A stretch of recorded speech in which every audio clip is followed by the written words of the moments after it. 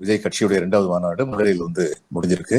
இது மாநாடுன்னு எப்படி சொல்ல முடியும் தெரியல. மாநாடுங்கிறது பொதுவா 2-3 நாள் நடக்கும்.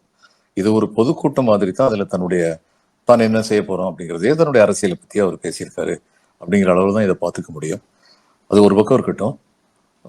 விஜய்க்கு வந்து இதுக்கு முன்னாடி அவர் வந்து ஒரு முதல் மாநாடு நடத்தும் போதே நான் ஒரு கேள்வி எழுப்பியிருந்தேன். இவர் வந்து அரசியல வெளிப்படைத்தன்மை இருக்கணும், லஞ்ச ஊழல் இருக்கக்கூடாதுன்னு சொல்றதெல்லாம் ரொம்ப வரவேற்க தகுந்தது.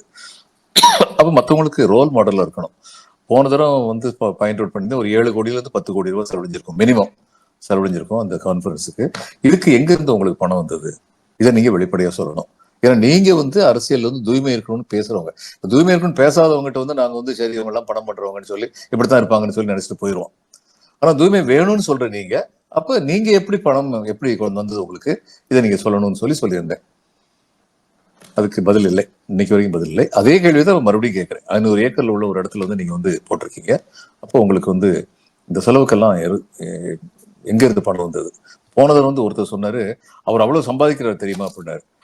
ஆமா, அவர் நல்லா சம்பாதிக்கிறாருன்னு அதை பத்தி எனக்கு வந்து மகிழ்ச்சி தான். தன்னுடைய திறமையால் சம்பாதிக்கிறாரு, அடுத்தவங்களை ஏமாத்தி சம்பாதிக்கல. அவருடைய நடிப்பு திறமையால் சம்பாதிக்கிறார். அப்ப அவருடைய சம்பாத்தியத்திலிருந்து அவர் செலவழிச்சிருக்கிறாருன்னா அதை வெளிப்படையா சொல்லிடலாம். சொன்னா எல்லாருமே சந்தோஷப்படுவோம். இந்த அளவுக்கு ஒருத்தர் வந்து தன்னுடைய எம்ஜிஆர் வந்து ஏடிஎம்கே ஹெட் குவார்ட்டர்ஸே எம்ஜிஆருடைய சொந்த சொத்து அவர் கொடுத்திருக்காரு, அது மாதிரி வந்து இவரும் செய்யறாரு அப்படின்னு சொல்லி நிச்சயமா வந்து நம்ம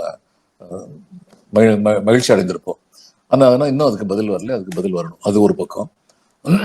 இன்னொன்னு, இந்த மாதிரி அரசியல்ல வர்றவங்க, ஒரு டாப் பொசிஷன்ல வர்றவங்க, அவங்க முதலமைச்சராக இருக்கட்டும், எதிர்கட்சி தலைவராக இருக்கட்டும், இப்படிப்பட்டவங்களுக்கு 1000 வேலை இருக்கும். அதே மாதிரி இப்ப விஜய்க்கு வந்து எத்தனையோ வேலைகள் இருக்கும். அவர் டாப் பொசிஷன்ல இருக்காரு. அவரே வந்து எல்லா ஸ்பீச்சும் தயார் பண்ண மாட்டார். அவர் ஸ்பீச் ரைட்டர்ஸ் இருப்பாங்க. அதுல எந்த தவறும் கிடையாது. நல்ல ஸ்பீச் ரைட்டர்ஸா இருக்கணும். இப்ப என்ன பேசுனதுல, விஜய் பேசுனது, மதுரையில பேசுனதுல ஆணவ கொலை சமயத்தில் நடந்துச்சு, அதை பத்தி ஒரு வார்த்தை கூட இல்லை. இப்ப பெண்களுக்கு பாதுகாப்பு கொடுப்பேன்னு சொல்றாரு. இந்த ஆணவ கொலையை பத்தி அவர் பேசியிருக்கணும், பேசல.